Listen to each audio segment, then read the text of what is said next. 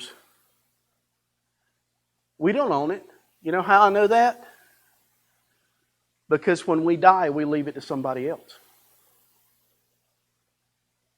God owns it. David, the psalm writer, said in the book of Psalms, He owns the cattle on 1,000 hills. And by the way, He owns the hills that the cows are standing on too.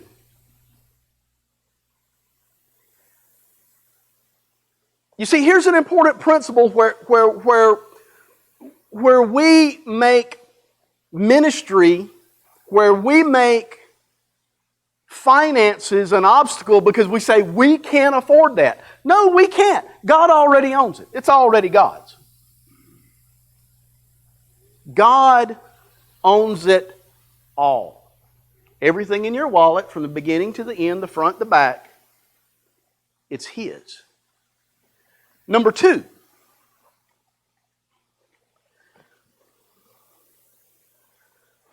God gives us the ability to earn finances. God gives us provisions.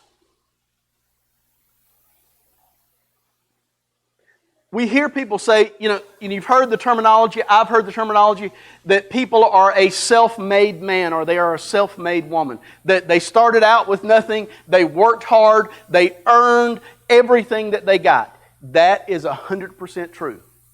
But you know who gave them the ability to do that? God. God provides the ability. Let's look. We didn't read it this morning, but let's look at verse 14 and 16. 14 through 16. But who am I and what is my people that we should be able thus to offer willingly? For all things come from who? You.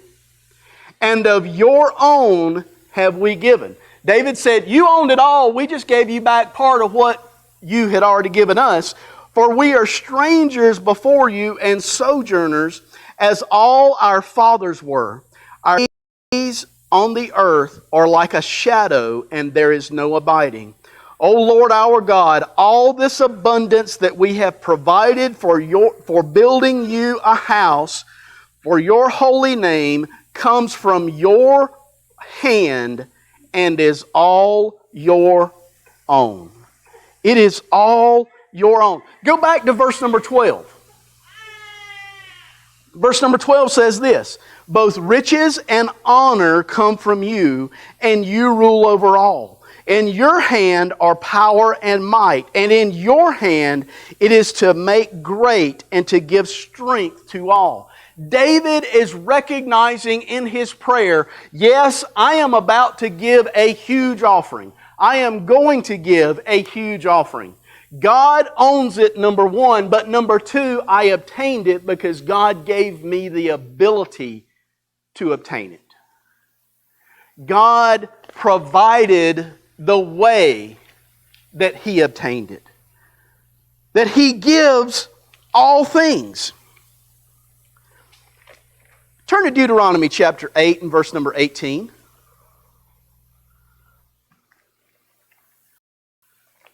Deuteronomy chapter 8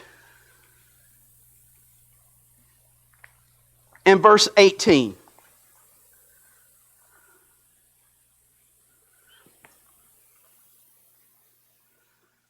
I'm not blowing smoke. I'm not telling you things that aren't true. Here it is, right in black and white from the Word of God.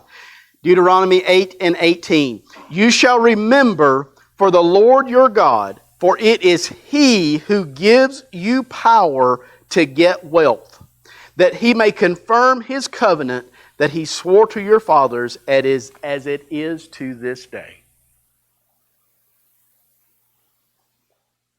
God owns it all. God gave us the ability to produce income.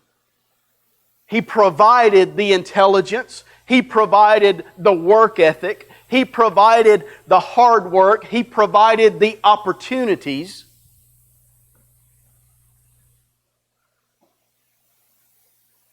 He gave you the brains. He gave you ability with those brains.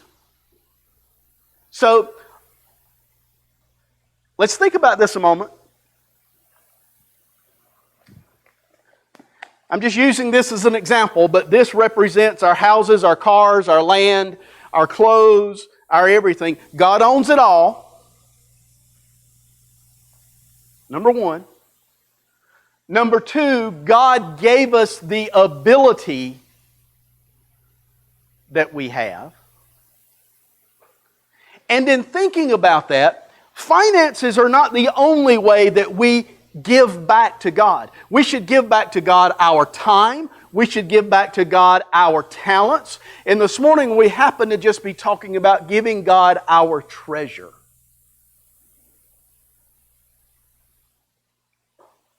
Some people are gifted in ways that,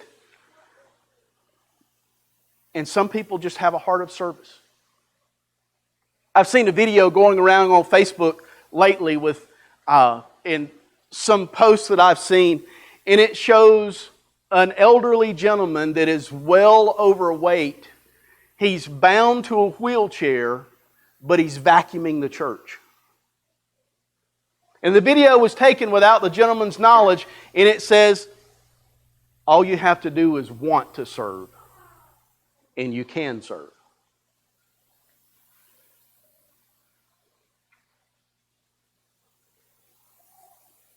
God gives us all unique abilities. He gives us all unique talents. Some people amaze me at their ability to make money. I mean, they do, it seems like they do so little and run into the best deals and run into the greatest opportunities and things just happen for them. And you're like, wow. Other folks try, they struggle, they work, they seem to never get anywhere. But I want to remind you of something this morning. King David, in this story that we read in 1 Chronicles chapter 29, he was the king. He had great ability. He had great finances. He gave abundantly. But there were people in the kingdom who had practically nothing.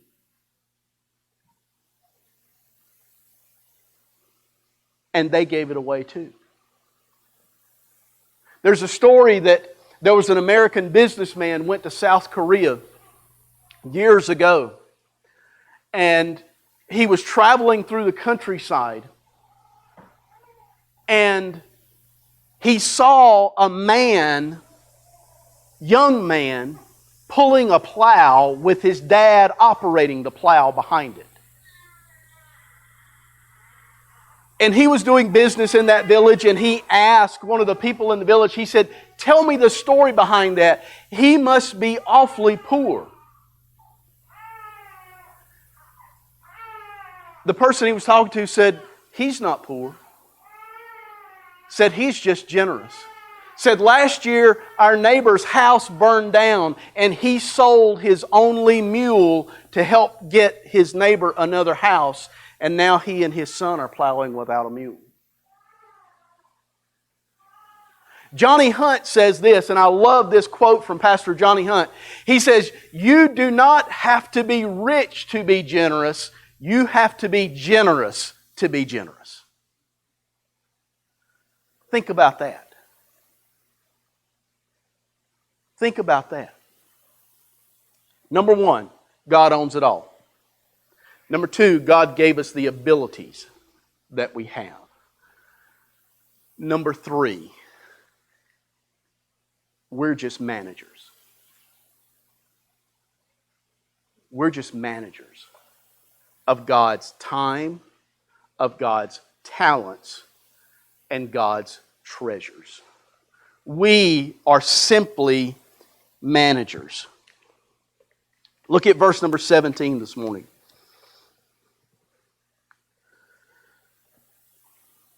I know, my God, that you test the heart and have pleasure in uprightness.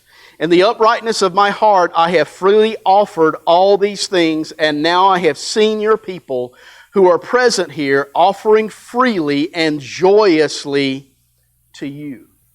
Notice what he says. that you test the heart. Our generosity is a test of our heart. Our generosity is a test of our heart. You see, but it all boils down to this. When we recognize that it all belongs to God, we are simply just the managers.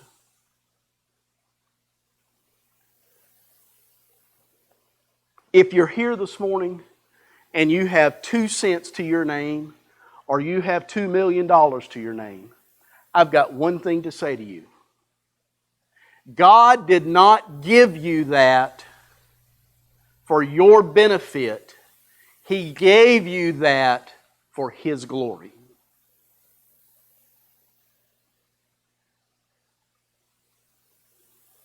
God did not give you what you have for your benefit, but for His glory. When we recognize that it's all His, when we recognize that our abilities belong to Him, that they came from Him, when we recognize that we are just managers and that finances flow through believers, not to believers.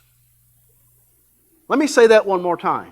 Finances flow through believers, not to believers.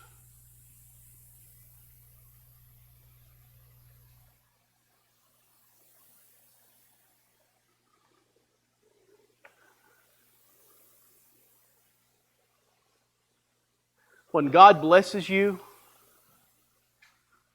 the more He blesses you, you know what He's expecting?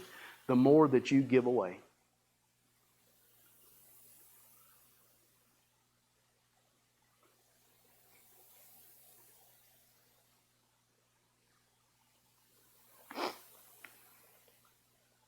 I was reading this week, studying for this message.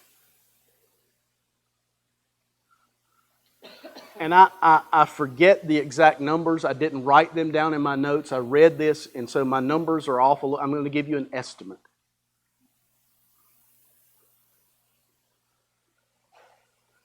But do you know that Americans spend over $100 billion every year to store stuff they never use?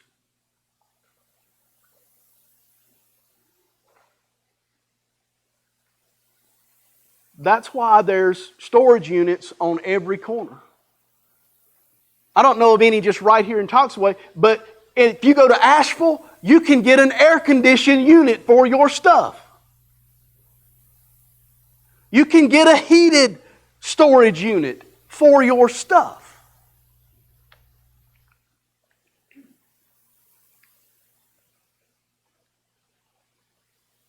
Now it's starting to get quiet. But here's the reality, folks.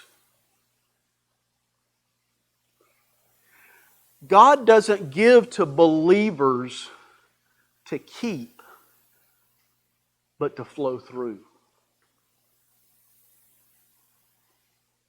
I'm going to close with this story. I told y'all this story years ago.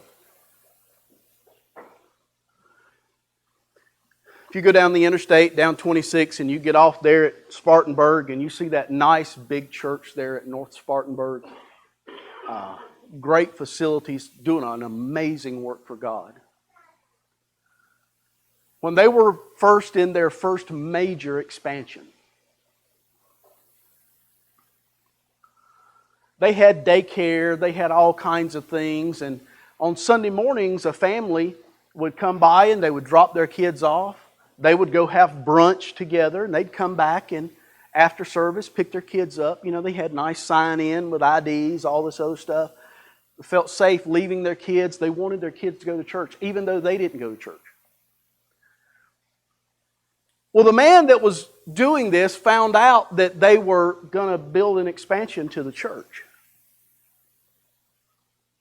And he came, he made an appointment with the pastor, and he was very proud of himself. And he made an appointment, and he wrote a check to North Spartanburg Baptist Church for $1.5 million, and he handed it to the pastor.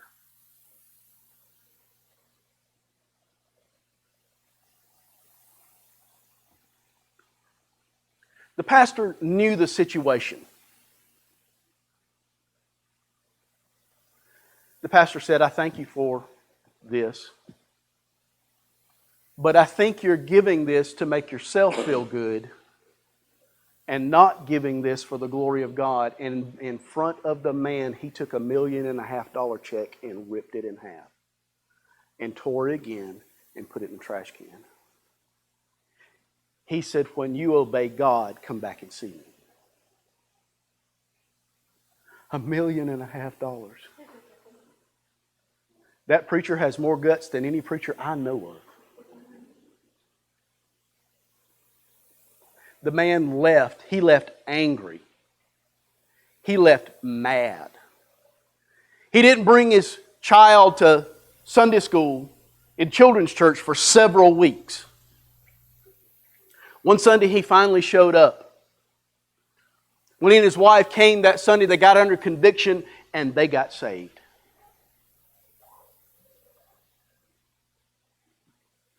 A couple of months later, he made an appointment with the pastor again, and he said, Pastor, I'd like to talk with you.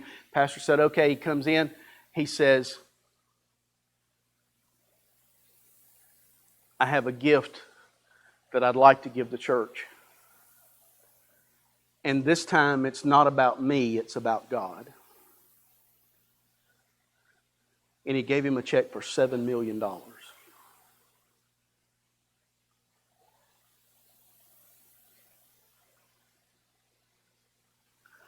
Remember I said just a moment ago that David said it's a test of the heart? I'm going to say something right now that's going to blow your mind for some of you, and it's going to make some of you mad. But here it is. If you are not generous, you might not be saved. Let me say that again. If you are not generous, you might not be saved.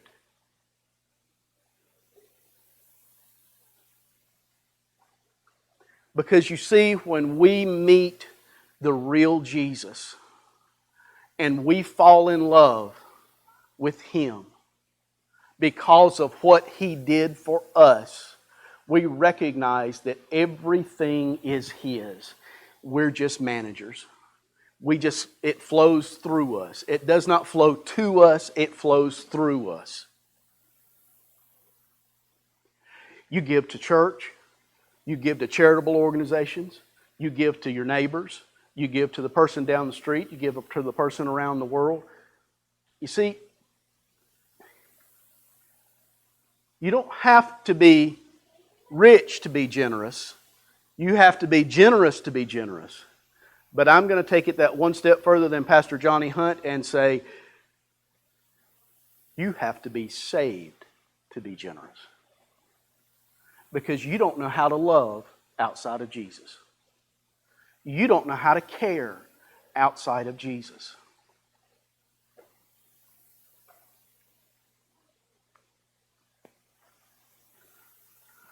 To most people, this is the most precious thing they have. And it's not even ours. We're just managers. I'd like to ask you to stand with your heads bowed and your eyes closed.